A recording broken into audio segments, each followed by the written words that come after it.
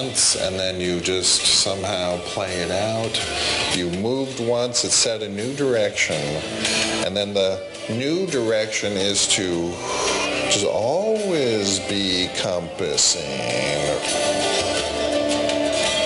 Pay attention to the opportunities that are there, and trust that that's where you're supposed to be, and keep going.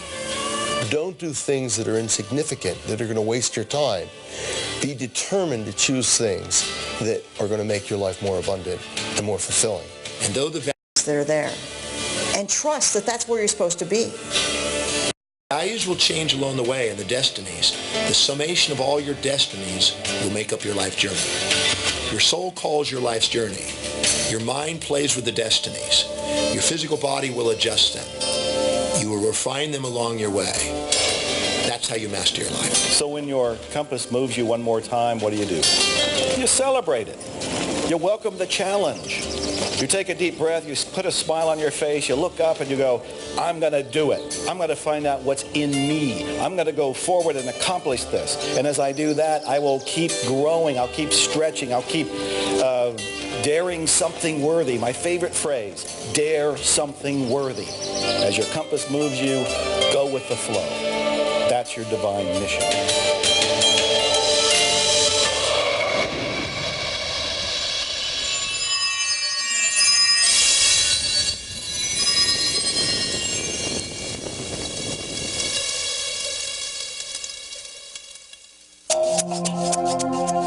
Gratitude is one of the most important emotions that we can hold in our life because it recognizes that we are living in harmony with the universe and accepting what the universe has to offer. And in this way, the universe provides us more of the same.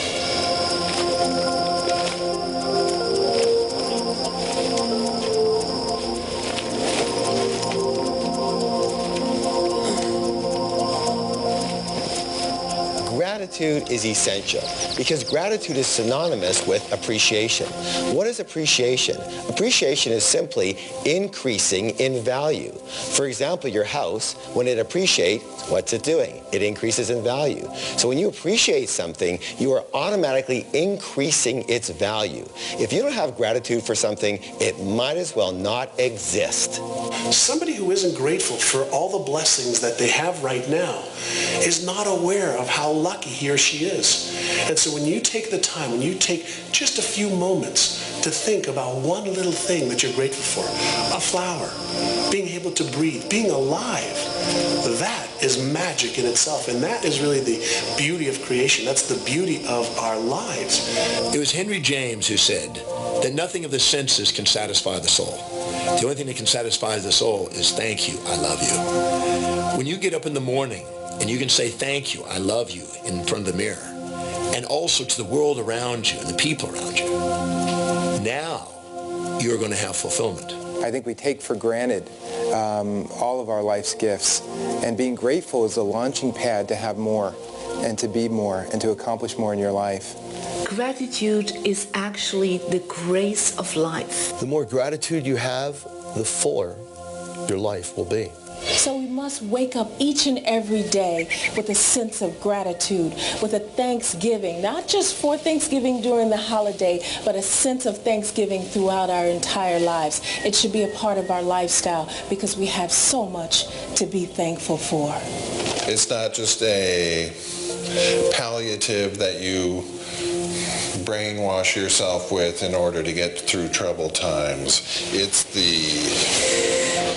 It's sort of like the sign that, wow, you're finally experiencing reality clearly. Gratitude is appreciation.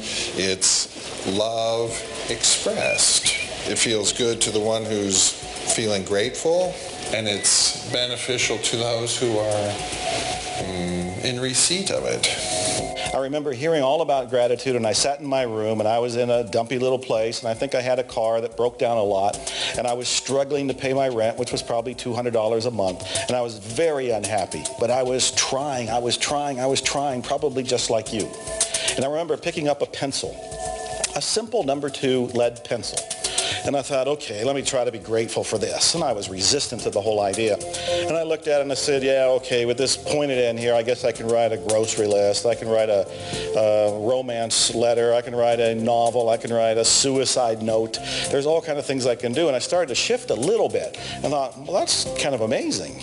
That this little piece of wood with this little piece of lead, I can actually do things that would change my life. I can write affirmations with it. I can write intentions with it. I can write out my vision with it. I can write out all kind of things. And then the other end, if I didn't like what I wrote, I can erase it. And you notice I'm smiling now as I think about it because I'm remembering the first time I actually did this, I began to feel genuinely grateful for the pencil. For the pencil. And as I felt grateful for the pencil, I would look around my room and I'd go, there are people that don't have this. Not only a pencil, but they don't have a roof over their head. They don't have a little refrigerator. They don't have a car. They don't have any money. The way I was living, even then, with all of my complaints, all of my struggles, was better than many people in third world countries. And often I was living better than kings and queens that were ruling countries in past times. And as I realized all of that, I changed. Now today I have this wonderful lifestyle. I have a car collection, and I have all these books out, and I have a country estate, and I have a hot tub. And every night I get in that hot tub, and I look at the stars, and I count my blessings. I say thank you, because I'm grateful. But it all began with a pencil.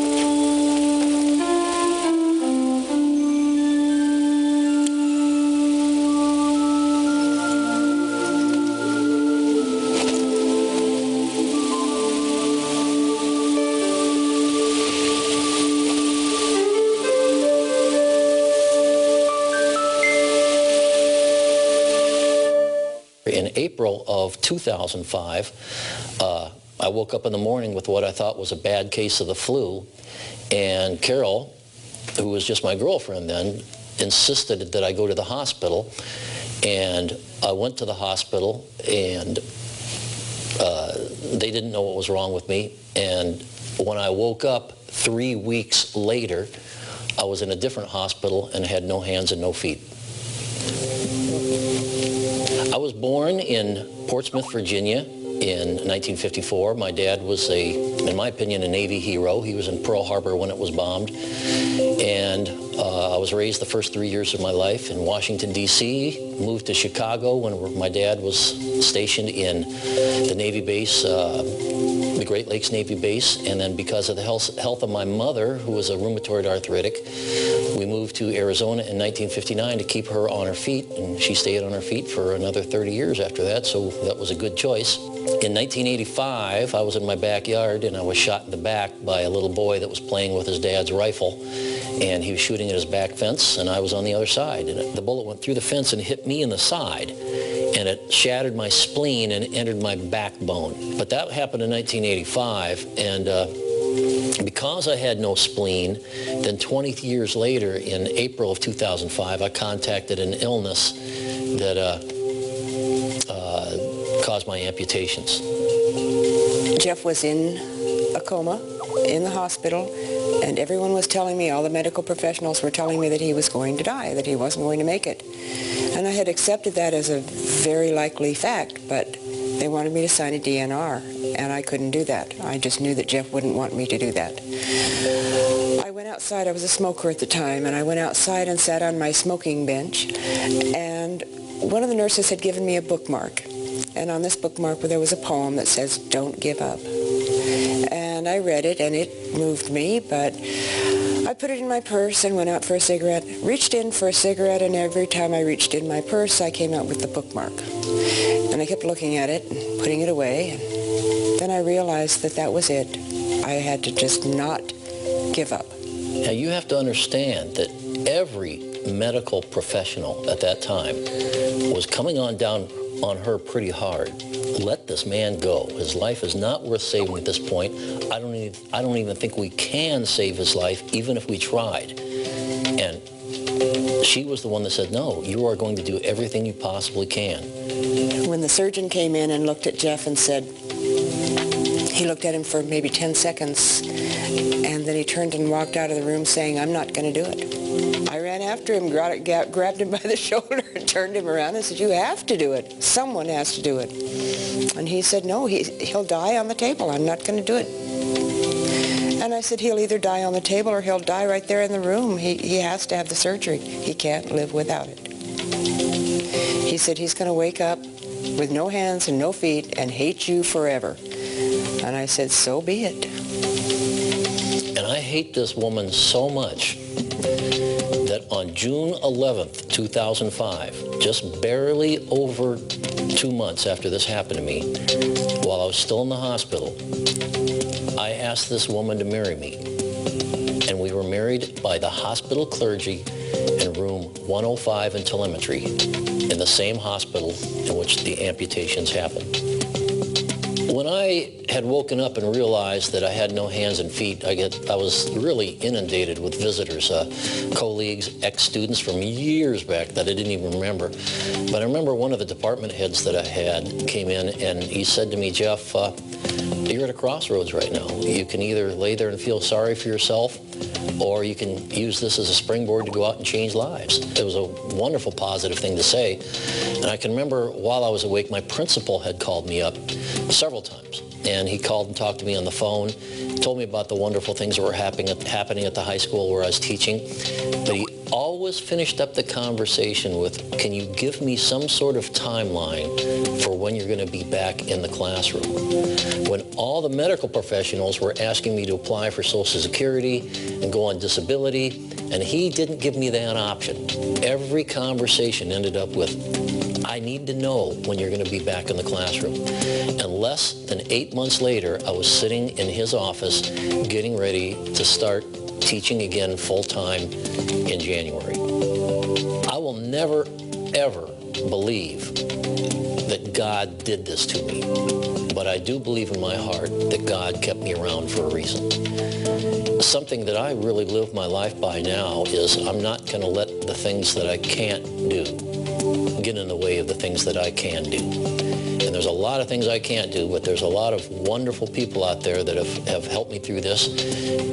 A lot of new wonderful people that I've met, and a lot of wonderful people that I've yet to meet. And life it's wonderful. One thing I would like to leave you with, I always remember from The Music Man, when Professor Harold Hill was waiting for Marion the librarian to come meet him at the footbridge. And she came down and she said, I almost didn't come. I think we should do this tomorrow. And he said, oh, Miss Marion, if you pile up enough tomorrows, all you'll find is a bunch of empty yesterdays. And for those of you that have anything wrong with you at all, whether it be an amputation, whether it be a loved one you lost, any crisis in your life, don't start piling up empty yesterdays. Get up and live, because you get one get-go in this world, and that's it.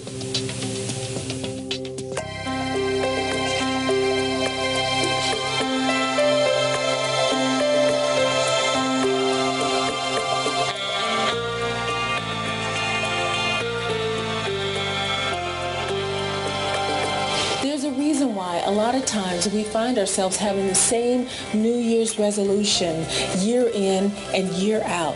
And that is because until you get a new you, you will never have a new year. I'll repeat that. Until you get a new you, you will never have a new year. So I encourage people to get in tune with themselves and to find a way to get to that great self that they know is buried down deep inside of them. And it takes time. It's a process. It doesn't happen overnight. The reality is we live in a society where we're standing in front of the microwave patting our feet, and we want everything like yesterday. But success is a process. So be patient and know that your time will come. What would you do if you knew you couldn't fail, that's when you use your compass. That's when you trust that your compass is there to guide you, and you go for it. It is extremely powerful to set your own compass. Be true to your own highest values. Be clear on your own inspirations and vision. And follow the path with a machete and create a completely new trail that's true to you. Keep this in mind. For every moment you spend focusing outside of yourself, trying to find an answer, you're sacrificing 1 minute that you could be looking inside yourself where the answer's been there all along. Imagine you're going down a 2-lane road. You have speed bumps on both sides that tell you when you're going out of your lane. As long as you stay in your lane, all is well. You're following your path. When you hit one of the bumps on the right or on the left, all it is a little jolt. It's waking you up to say, oh, get back in your lane. Stay on your path. Follow your compass. It's not thinking about the ideas. It's not becoming aware of the ideas. The most important part of our life is actually putting the ideas into play and using them to run our lives. That makes all the difference in the world. How many opportunities are you missing? They're right there, right in your backyard, that you're not acting upon. Listen to your intuition, what is called the still inner voice, that little voice that will always guide you to do the right thing for you. Never go against your intuition. When you listen to your intuition, when you listen to your heart, there's some great power in the universe that will guide you unerringly to doing the right things and being the right person in the right place for you. Confronted by a challenge, and you feel you're literally hanging from a cliff. Instead of focusing on the fall, it might be wiser to focusing on how it's strengthened your hands. It's making you determine what you really want in life, your goal, and maybe giving you an opportunity to show that you can conquer any obstacle and actually go from the cliff hanging to rising above the cliff and getting to the peak.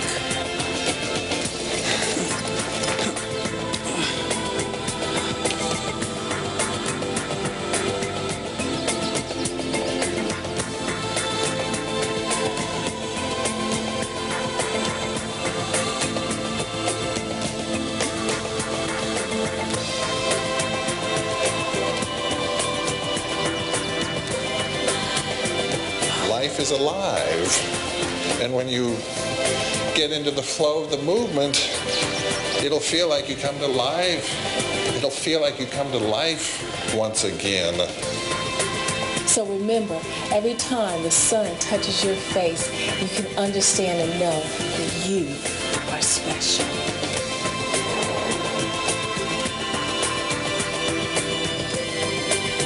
As long as we're moving in the direction of our goals and our dreams and we hold on to our vision, we will achieve every single goal, and you will achieve every single goal that you have.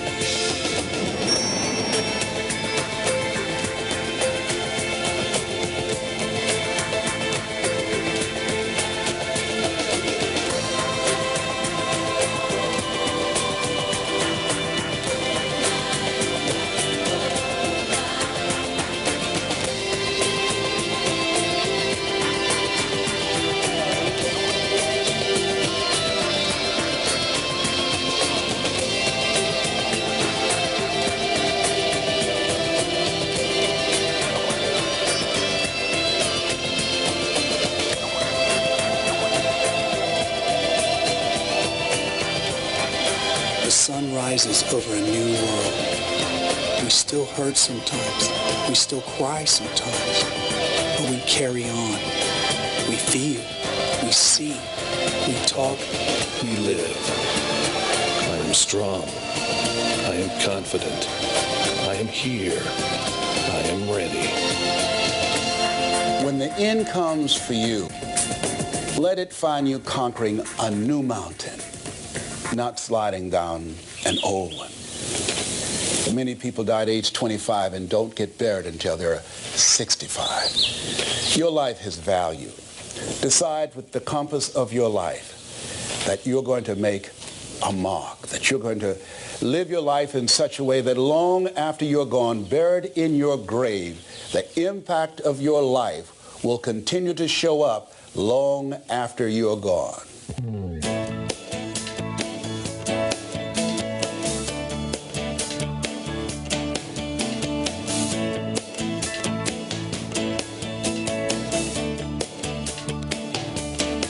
My life is longer than my life. I know that even when I'm gone, that the differences I've made, they will carry on and on. I'll leave my footprints in the sand. No tide can ever wash them away. Well, tomorrow is the only truth. I've said goodbye to yesterday. Well, my playground is the universe. The earth is where I live. I want to live my life in reverse. I have way too much to give. Oh, there's a compass inside of me that points the way to destiny. And when I chase the farthest goal, I know I'll find my deepest soul. Well, there's a compass inside of me that points the way to destiny. Every moment, every day, I'll let my compass lead the way. Well, my compass is leading the way. My compass lead the way. You know I'm ready to begin.